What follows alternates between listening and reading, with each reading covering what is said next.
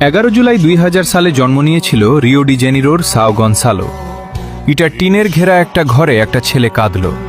নাম রাখল Vinicius Jose পাইকসাও দে Oliveira junior.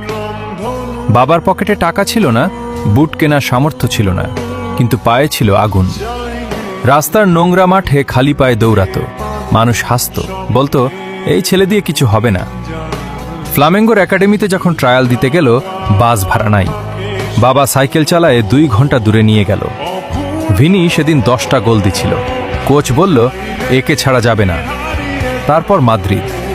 18 বছর বয়সে 45 মিলিয়ন। ভাষা বোঝে না, খাবার বোঝে না। প্রথম সিজনে মিস করত আর কাঁদত। মানুষ বলল ব্রাজিলিয়ান মানেই ফ্লপ, কিন্তু ও থামে নাই।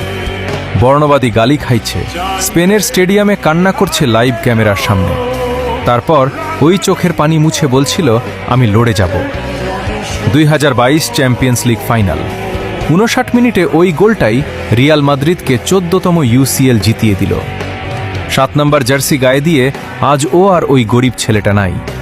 আজ ও ভিনিসিয়াস জুনিয়র, যে প্রমাণ করছে জন্ম কোথায় হয়েছে সেটা বড় কথা না, তুমি কতদূর যাবা সেটাই আসল কথা। শুভ জন্মদিন ভিনি। তুমি শুধু একজন ফুটবলার না, তুমি আমাদের অনুপ্রেরণা।